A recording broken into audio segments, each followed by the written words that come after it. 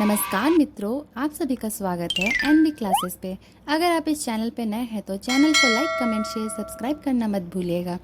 आज हम सुनेंगे स्वामी विवेकानंद की प्रेरक कहानी घमंड कभी न करने का ज्ञान। तो बात उस समय की है जब स्वामी विवेकानंद अपने लोकप्रिय शिकागो धर्म सम्मेलन के भाषण के बाद भारत वापस आ गए थे। अब उनकी चर्चा विश्व के हर देश में हो रही थी। सब लोग उन्हें जानने लगे थे। स्वामी जी भारत वापस आकर अपने स्वभाव अनुरूप भ्रमण कर रहे थे। इस समय वे हिमालय और इसके आसपास के क्षेत्रों में थे। एक दिन वो घूमते घूमते एक नदी के किनारे आ गए। वहाँ उन्होंने देखा कि एक नाव है, पर वहाँ किनारा छोड़ चुकी है। तब वे नाव के वापस आने के इंतजार में वहीं किनारे पर बैठ गए। एक साधु वहाँ से गुजर रहा था। साधु ने स्वामी जी को वहाँ अकेले बैठा देखा तो वह स्वामी जी के पास गया और उनसे पूछा, तुम यहाँ क्यों बैठे हुए हो? स्वामी जी ने जवाब दिया, मैं यहाँ नाव का इंतजार कर रहा हूँ।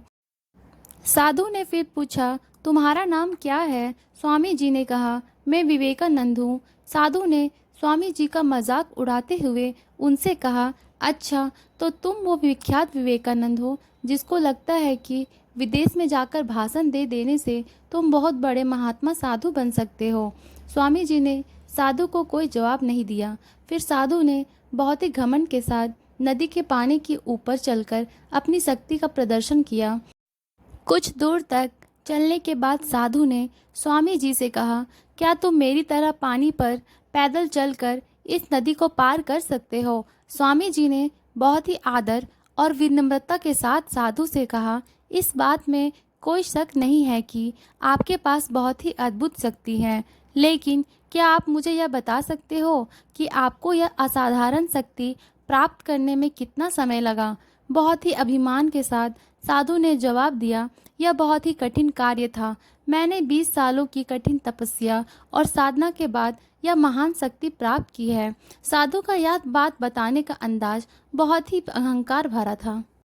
यह देखकर स्वामी जी बहुत ही शांत स्वर में बोले, आपने अपनी जिंदगी के 20 साल ऐसी विद्या को सीखने में बर्बाद कर दिए जो काम एक नाव 5 मिनट में कर सकती है। आप ये 20 साल निर्धन बेसहारा गरीबों की सेवा में लगा सकते थे, या अपने ज्ञान और शक्ति का प्रयोग देश और देशवासियों की प्रगति में लगा सकते थे, परंतु आपने अपने 20 साल सिर्फ 5 मिनट बचाने के लिए व्यर्थ कर दिए। ये कोई बुद्धिमानी नहीं है। साधु सिर झुकाए खड़े रह गए और स्वामी जी नाव में बैठकर नदी के दूसरे किनारे चले गए। तो मित्रों, इस कहानी से हमें यह सीख मिलती है कि, और इस कहानी ने हमें इस प्रकार बताया है कि ज्ञान और शक्ति का सही प्रयोग आवश्यक है।